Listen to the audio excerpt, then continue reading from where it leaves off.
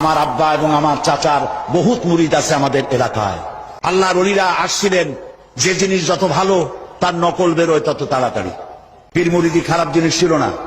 হযরত খাজা মঈনুদ্দিন চিশতি রহমাতুল্লাহ আলাইহ একদিকে পীর মুরিদি করেছেন, আর একদিকে পৃথিরাজের বিরুদ্ধে তিনি লড়াই করেছেন এবং সেই যুদ্ধ করে গোয়ালিয়ার, পান্ডুয়া এবং আজমিরে মুসলিম রাজত্বের সূত্রপাত করেছেন, যে মোহাম্মদ ঘড়ির মতো বাদশার পক্ষে সম্ভব হয় নাই।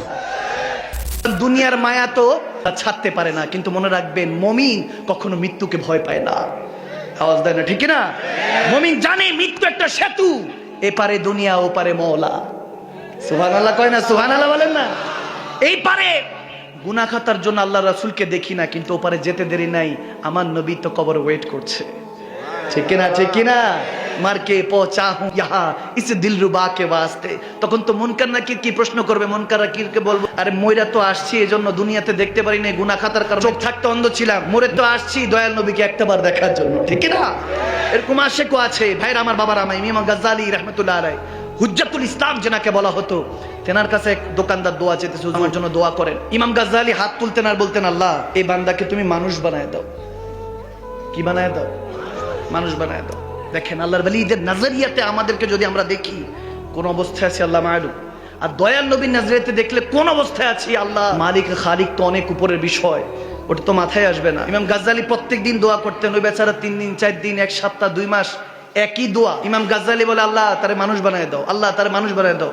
একদিন একটু বলেই বসলেন, বলে হুজুর গোস্তাখি মাফ, বেয়াদবি মাফ করবেন, প্রত্যেকদিন আপনার কাছে দোয়া চাই যে হুজুর আমার ব্যবসা বাণিজ্যের জন্য দোয়া করেন। আপনি দোয়াটা হাতটা তুলেই বলেন, আল্লাহ তারে মানুষ বানায় দাও। তো হুজুর আমি কি মানুষ না? তখন ইমাম গাজ্জালী একটা মুস্কি হাসি দিয়ে ওনার ইমামা শরীফটা এভাবে খুললেন, খুলে ওই ব্যক্তির মাথায় পরায় দিলেন পাগড়ি মুবারকটা, ইমামাটা খুলে মাথায় পরায় দিলেন টুপিটা। বলে কি দেখোস? সে তাকায় দেখে, বলে বাজার ভর্তি মানুষ ছিল তো, তাকায় দেখে সব শিয়াল কুকুর। নাউজুবিল্লাহ, সব শিয়াল কুকুর। সেটা আতঙ্কে লাফ দিয়ে উঠলো, বলে হুজুর সব হিংস্র জানোয়ার। বলে দূর কিছু দেখোস কিনা? বলে হুজুর মসজিদ থেকে কিছু মুসল্লি বেরোতেছে, ওগুলো মানুষ মনে হচ্ছে।